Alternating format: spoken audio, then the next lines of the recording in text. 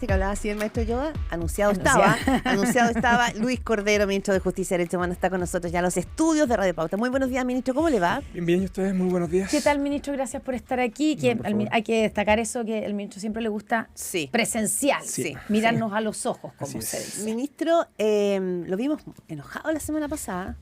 No lo conocíamos en ese tono. Enojado. Así como, no sé si enojado, pero molesto, irritado. Estoy hablando de cuando sucedió este tironeo de fricción con Juan Pablo Hermosilla, abogado de Luis Hermosilla y además su hermano. Y se lo planteo un poco porque uno no lo conoce así, pero porque no sé si usted ya ese capítulo se da por cerrado o ahora que recién se abre probablemente este caso, el gobierno va a estar más a la defensiva. No sé cómo viene esta relación. No. Quizás yo creo que, no sé si esto era más bien enfático. En una entrevista previa del abogado de Luis Hermosilla, él había hecho imputaciones de politización y había dado a entender que más o menos el gobierno había tenido que ver con el traslado de Luis Hermosilla a Santiago I. La manera en que había sido planteado el Ejecutivo tenía que salir categóricamente a desmentirla y más o menos para que ustedes comprendan por qué. Yo creo que hay que dejar fuera de toda duda que el Ejecutivo tiene incidencia en la manera en cómo se distribuyen las personas al interior de un centro penitenciario.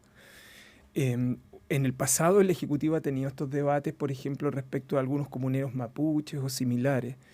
Entonces, tener claridad, más allá de la contingencia y la importancia de este caso, pero la manera en que se le había atribuido al Ejecutivo y particularmente al Ministerio de Justicia, ese rol era indispensable salir a aclararlo. Y además se le habían hecho imputaciones al presidente, a la ministra del Interior, a la ministra Vallejo, y en esto el Ejecutivo... De matones, ¿no? Matón, tú estabas ahí con él. Yo estaba ahí en ese punto de vista, de actitud matonesca. Eso. Principalmente el presidente, por haber celebrado, eso fue lo que se dijo, o se interpretaron las palabras del presidente como haber celebrado la prisión preventiva de Luis Hermosilla. No encuentra que ahí hubo al menos en forma, no en las palabras del presidente, pero en forma, algo que no debiera haber sido así? A ver, yo creo que el presidente expresó una opinión, como la ha hecho en otros casos. Yo creo que yo y otros ministros ya hemos referido a eso. Pero también me parece relevante, por uno de los temas que subyace a toda esta discusión, que tengamos los mismos niveles de molestia o no cuando nos estamos refiriendo a una persona probablemente desconocida y se reacciona por parte del sistema en términos similares, en el fondo, ¿no? Yo creo que el presidente manifestó una opinión, más o menos nosotros hemos explicado que en los casos de corrupción el presidente siempre ha sido enfático sobre este tipo de situaciones. Más allá de que esto es una medida cautelar, prisión preventiva, y por lo tanto hay una presunción de inocencia, aquí no hay ninguna condena todavía. El presidente dice explícitamente que es ingresado a la cárcel en prisión preventiva, o sea, el presidente no estaba no omitió esa expresión, y me parece que cualquier persona relativamente informada, sobre todo de quienes recibieron esa información, tienen perfectamente claro que es una medida cautelar. El ministro Luis Cordero, bueno, eso fue lo que pasó la semana pasada, pero importante también lo que viene ahora. Así es. Se entrega finalmente, estas 777.000 páginas de chat a la defensa. Y hay mucho temor y preocupación respecto a lo que puede aparecer ahí. Y me imagino que eso, frente a una crisis de legitimidad del Poder Judicial, de la institucionalidad en el país, el gobierno no podrá tomar distancia y ser prescindente. Entonces, ¿qué es lo que va a hacer el gobierno cuando se instale acá en el centro más nombres, aparezcan mayor cantidad de situaciones complejas que no sabemos si va a ser delito o no, pero que frente a la opinión pública van a ser muy, muy difíciles de procesar? Sí, yo creo que hay dos órdenes de cuestiones. La primera tiene que ver con el hecho de que el Ejecutivo ha mantenido y va a seguir manteniendo una posición de prescindencia respecto del curso de las investigaciones. El Ministerio Público tiene autonomía, el gobierno ha manifestado no solo una opinión, sino que ha manifestado que va a respaldar el rol del Ministerio Público. De hecho, lo ha estado haciendo en el contexto de los proyectos de fortalecimiento que están en el Congreso y de creación de la Fiscalía Supraterritorial. Esto está en una dimensión mucho mayor, ¿no? En el término de que ya lo podemos abordar, que criminalidades complejas requieren ser abordadas con decisión, con oportunidad. Entonces, la segunda tiene que ver con este caso concreto. Hay una dimensión política que nadie puede desconocer, y está la dimensión jurídica. La dimensión jurídica, respecto a si hay o no hay delito, la manera en que se investiga, es un diálogo entre el Ministerio Público, las partes y los tribunales. Pero hay una dimensión política que nadie puede desconocer, que son un conjunto de comunicaciones que se han revelado, otras que probablemente se van a revelar, que no son constitutivas de delitos, pero da cuenta de comunicaciones impropias, contactos inadecuados, que tienen, y ahí va a la tercera dimensión, un asunto respecto del cual el gobierno y el Ministerio de Justicia está preocupado hace un rato. ¿Qué es lo que más le preocupa? A mí lo que más me preocupa... De todo lo que se está conociendo. De todo lo que se está conociendo es más bien el impacto funcional en el sistema de justicia, y lo quiero explicar brevemente. Chile tiene hace las series de tiempo de desconfianza al sistema de justicia en Chile deben tener aproximadamente 2 décadas. O sea, cuando usted analiza las series de tiempo en materia de confianza en el sistema de justicia y de los tribunales en justicia en particular, en Chile es muy baja. De hecho, el último informe de la OCDE sobre los motores de la confianza que se lanzó este año, en el caso del sistema de justicia, Chile es el país que tiene mayor distancia entre el promedio y su porcentaje de confianza. Si uno mira las encuestas de la última semana, claro, es que lo acreditan, ¿no? Luego viene la serie de tiempo de las 2 últimas décadas sobre la percepción de los chilenos y las chilenas sobre el trato de igualdad ante la ley, donde la crítica al Poder Judicial es muy severo. Y la tercera, cuando uno mira las encuestas de estas 2 últimas semanas, la semana pasada Datin Influye y esta semana CADEM, si uno mira los datos, más o menos yo tengo en la cabeza los porcentajes son muy consistentes, no solo con los números del último tiempo, sino que con los números hacia atrás. Entonces, lo que quiero decir es que Chile tiene un tema de confianza en el sistema de justicia estructural que tiene que ser abordado, por un lado, por reformas legales. Una tiene que ver con el tema de nombramiento, que yo creo que está relativamente ya instalado. ¿Nombramiento de jueces de la Corte Suprema? Nombramientos en general, el sistema de nombramiento. Corte de apelaciones, notario... Todo lo que tenga que ver con... ¿Fiscal nacional incluido? Lo que pasa es que a propósito de este tema, nace la discusión también de una crítica de la cual yo he señalado a propósito de notarios y conservadores, si es prudente o no que las cortes de apelaciones o los jueces participen de la elaboración de ternas o quinas para otros cargos distintos al Poder Judicial. Ese es el caso muy severo en notario conservador, en donde la posición del Ejecutivo es sustraerlo de ese procedimiento, y creo que en el caso de nombramiento de fiscales regionales en particular, ha vuelto a nacer esa inquietud. Y por último, tiene que ver con un asunto que impacta en uno de los temas que a mí me preguntaron en su oportunidad cuando estalló el caso Hermosilla. Mi principal preocupación era que había un resultado inevitable en la profesión legal. Yo creo que los datos dan cuenta de eso. El estudio y la encuesta que realizó el propio Colegio de Abogados, a mí me invitaron a presentarla hace un par de semanas atrás. Para los propios abogados, el principal problema que enfrenta la profesión legal son conflictos de interés y tráfico de influencia. Pero, ministro... Entonces, lo que te quiero decir es que el panorama general del sistema de justicia que incluye a la profesión legal no solo son nombramientos, sino que también una regulación algo más moderna que Chile no tiene en materia de conflictos de intereses, en este ámbito en particular. Ya. Todo esto se viene arrastrando hace mucho, notario, nombramiento de Corte Suprema. Entonces, para entender bien, cuando hablamos de este caso Hermosilla, chat de Hermosilla, ¿por qué esto cree usted y por qué le preocupa que pueda impactar al Poder Judicial de esta manera tan preocupante que usted plantea? ¿Por qué este caso puede impactar así? ¿Por qué? ¿Por lo del ministro Jean-Pierre Matus, por ejemplo? Recuerden que acá tenemos algunos ministros de la Corte Suprema que están siendo investigados por la propia Comisión de Ética. En esto, yo creo que es conveniente siempre hacer una distinción entre las investigaciones penales y las investigaciones que están asociadas a conflictos de intereses o potenciales conflictos de intereses que no son delitos. Pero creo que es un error creer que todo lo que no es, si no es penal, no hay problema. No, es complicado para el desempeño y la confianza del sistema de justicia lo que es delito de aquello que no lo es. Lo digo porque este caso es un problema que refleja o que manifiesta o que confirma estos datos bien estructurales, pero también en algún sentido es una oportunidad porque este tipo de momentos generan condiciones que en otras circunstancias son imposibles de abordar para una reforma de estas características. Y me quiero detener en esto. que no solo tiene que ver con el sistema de nombramiento. O sea, aquí también la profesión legal, por el rol que cumple, esto no es simplemente una profesión privada, no, tiene un rol en la provisión de la generación del bien público confianza que es bien determinante.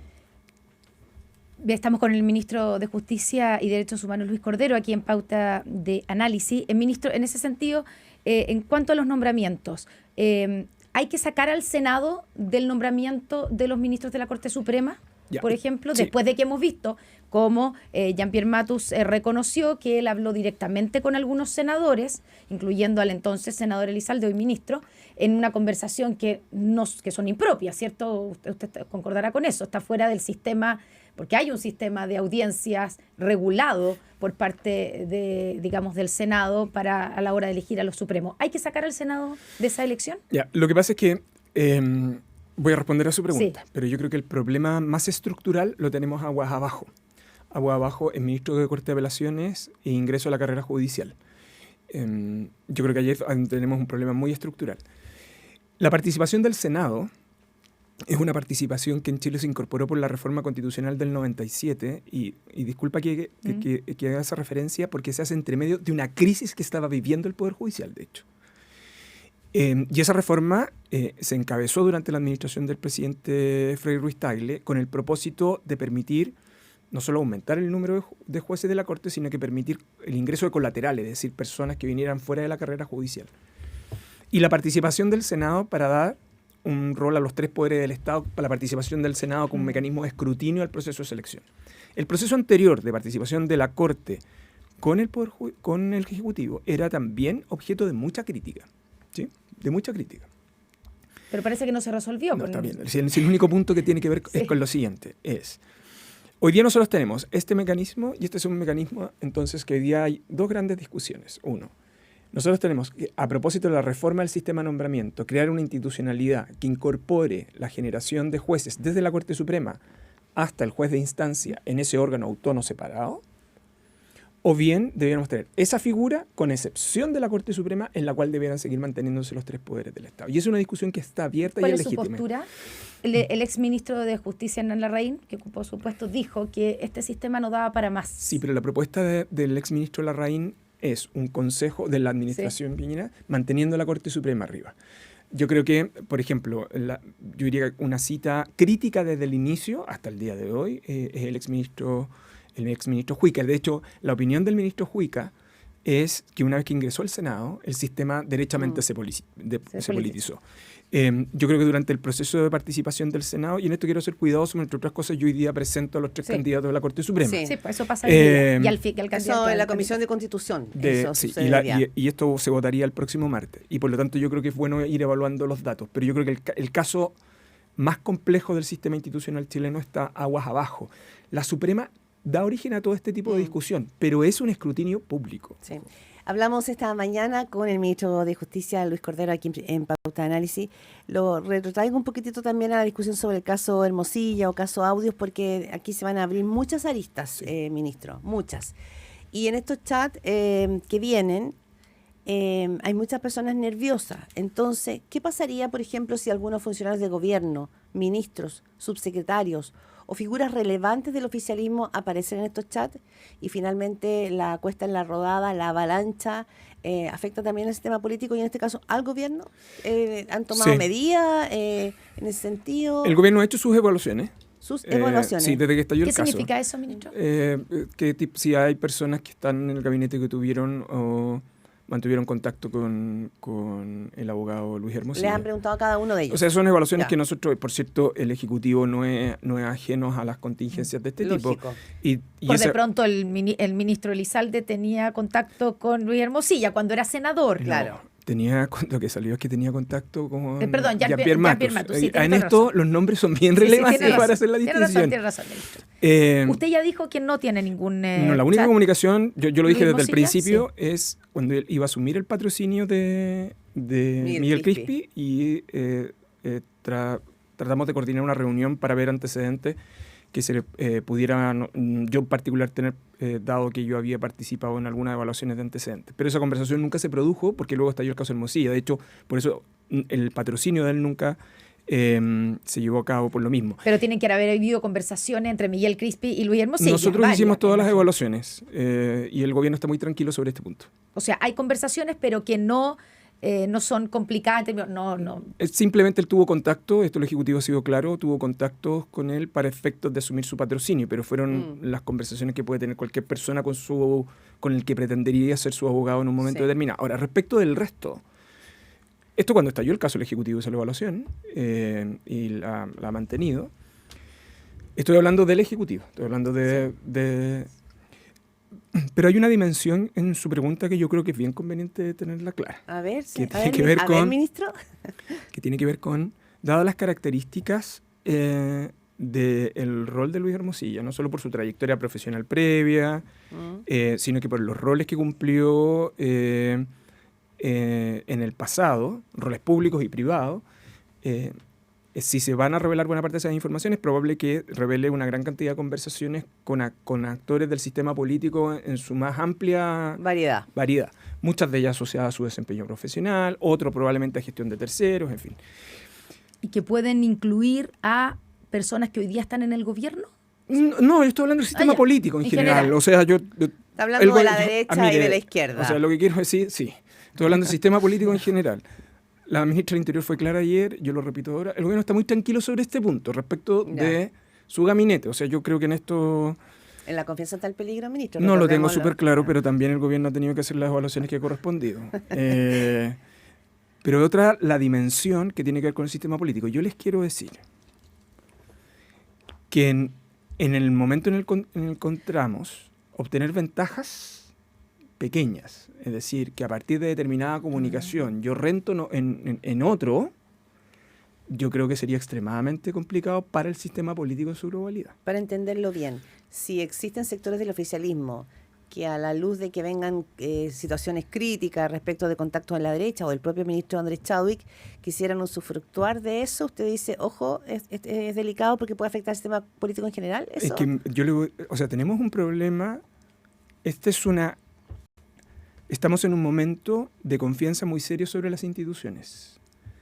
En un caso, ese problema complejo en confianza en las instituciones lo tenemos de antes. Las cifras son muy demoledoras para el país. Si usted se agrega que tiene un caso de alta connotación pública, donde participa un abogado reconocido y que tiene, a propósito de desempeño profesional, contactos con personas de muy distintas instituciones y muy distintos espectros. Y se revela esa información, más allá si hay delito o no hay delito. Y lo que hace es que las personas terminan por confirmar entonces esa opinión de desconfianza en las instituciones. El problema va más allá de este caso concreto. La pretensión de buscar ventajas políticas a partir de ese tipo de comunicaciones, más allá de los delitos, más allá de los conflictos de intereses, con indiferencia a quien sea, es un problema complejo para el sistema político en su globalidad. ¿Y no cree que eso ya ha pasado por parte del oficialismo al sacar al pizarrón, digamos, a Andrés Chadwick, que es ex ministro del Interior, y justamente Luis Hermosilla era asesor porque trabajaba honorarios en el Ministerio del Interior? ¿No ha habido por parte del oficialismo ya esa tendencia a sacar un poco algo de ventaja? ¿En el gobierno usted ha escuchado algo? No, el gobierno, oficialismo digo partido. Está bien, es que yo creo que para estos efectos el Ejecutivo, en esto yo quiero ser bien responsable en relación a la posición del Ejecutivo. Hay quienes sostienen que las palabras del presidente fue de alguna manera eso, sacar ventaja, cuando habla de qué bueno que los poderosos estén... Está bien, pero volvemos sobre lo mismo. O sea, yo creo que vamos a entrar en un momento de una dinámica donde el debate exige ciertas precisiones, porque si no nos vamos a quedar en una crisis institucional sobre la base de las cuñas de Twitter, y eso sería fatal. Lo hizo la presidenta del Frente Amplio, Constanza Martínez, el día de ayer. Sí, está bien, pero yo vuelvo a insistir. Yo creo que en esto, al Ejecutivo, a mí en mi condición de ministro de Estado, lo que me corresponde es tratar de resguardar la solidez de las instituciones y reconocer que tenemos un problema serio en ese sentido. Hablando de las instituciones, ministro, ¿a usted le parece preocupante que la fiscal Parra, que es la fiscal que está a cargo del caso, y el fiscal nacional hayan tenido que salir a aclarar después de que fueron publicados los chats con Luis Hermosilla, que en realidad tenían contactos con Luis Hermosilla sin haberlo reconocido antes? A ver, yo creo que, y por eso, Connie, y con todo respeto, yo creo que en esto, sobre todo para cuando vamos a entrar en terreno complejo, tenemos que tener claras las trayectorias. Sí. El fiscal nacional, a mí no me corresponde hablar por el fiscal nacional, pero me parece de mi posición como ministro de Justicia la obligación de hacerlo. El fiscal nacional ya había reconocido en el pasado que había tenido comunicaciones con Luis Hermosilla. O sea, lo había dicho hace mucho tiempo. Y lo había dicho y había dado la fecha, que era julio del 2022 y algunas de noviembre, y que estaban vinculadas a su desempeño profesional. Y yo creo que en esto el fiscal nacional lo había advertido, y creo que se diga ahora, que aparezca un comunicado, como si antes no se hubiese dicho, creo que es un error. Creo ¿Y en el caso de la fiscal Parra? Eso es distinto. En el caso de la fiscal Parra es una situación distinta, porque en el caso de ella se refiere a toda esta idea que yo creo que también tenemos que tener cuidado de esta especie como de amenazas públicas, en el fondo, ¿no? Ella reconoce que tiene comunicaciones, pero también en el pasado, por la labor que ella desempeñaba, reconocía que había enviado su currículum y ella considera que no afecta su imparcialidad y su objetividad. Yo creo que las comunicaciones, si se hacen públicas, lo que van a encontrar ustedes es una dinámica de comunicaciones, sobre todo para aquellos en los procesos de postulación, que es algo que es extremadamente complejo.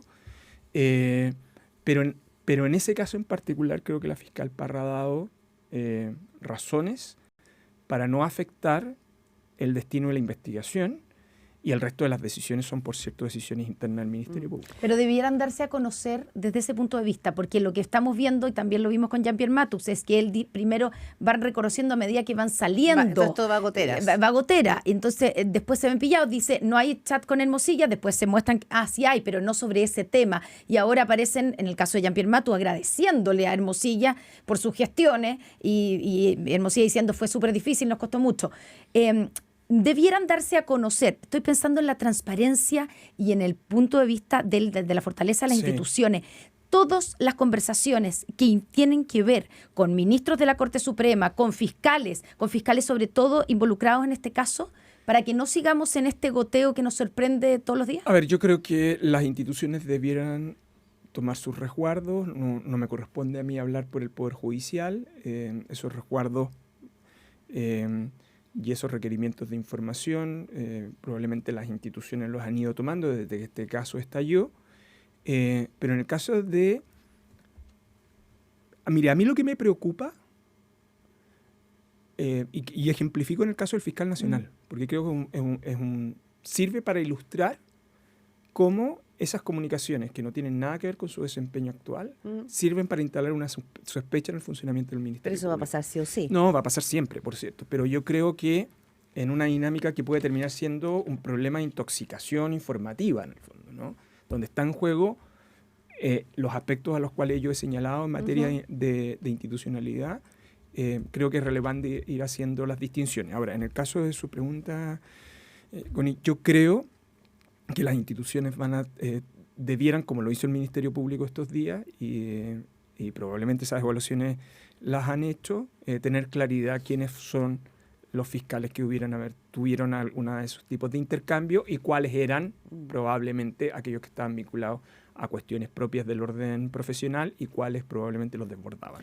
Son 8:28, nos queda un minuto, ministro Luis Cordero, pero también estamos entrando a septiembre, viene la conmemoración nuevamente, viene el 11 de septiembre, y viene también el tema de derechos humanos. Y aquí el tema de levantar el secreto de la Comisión Valech es un tema que está dando vuelta con mucha preocupación en los sectores de la izquierda y de la centroizquierda, del oficialismo fundamentalmente. Escuchaba al senador Ricardo Lagos Weber diciendo que no está de acuerdo. Este fue un acuerdo que hizo el expresidente Ricardo Lagos, de que ese secreto se iba a mantener, pero con llave bajo secreto para siempre. ¿Por qué este gobierno lo quiere levantar? Sí, pero yo creo que esto se ha prestado por un cierto equívoco. Lo que ha anunciado el presidente es una indicación que, de hecho, el Ejecutivo ya había conversado el año pasado, que es permitir el acceso a los archivos Valech para jueces y para el desarrollo del Plan Nacional de Búsqueda. Ojo, no es el levantamiento público del secreto Valech, es simplemente para la información, sobre todo en el caso de tribunales, en el caso de Valech 1, que es donde existen restricciones, en Valech no hay restricciones, y en el caso del Plan Nacional de Búsqueda, para poder acceder a esa documentación con el objeto de indagar y permitir no solo el desarrollo de trayectorias, sino que si existen antecedentes que pudieran ser útiles. Son esos dos propósitos. Yo creo que la expresión levantamiento del secreto Valech que se ha utilizado estos días comunicacionalmente puede llamar para ese equívoco, pero el propósito del proyecto está apuntado en estos dos aspectos. Bien. Vamos a seguir atentos a ese debate. Son 8:30, ministro. Uy, es que olvídese la cantidad. Sí, era como para un programa especial. Sí, pero yo creo que así como van ustedes, los próximos días van a hacer un programa especial. Ministro, dígame sí o no solamente. ¿Elección del fiscal nacional? ¿Cómo? La posibilidad de que el cargo de fiscal nacional sea por elección popular, cambiar la forma de nombramiento que está dando vuelta. Chile, los casos de elección popular, Chile no tiene tradición en su sistema de justicia de cargos de elección.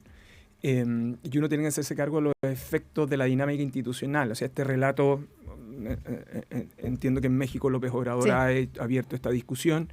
Está la escoba. En el caso del derecho, en el derecho norteamericano existe una amplia discusión sobre este tema porque tiene dos sistemas. Entonces, yo creo que ahí las ideas de café son ideas de café. Bien. Ministro Luis Cordero.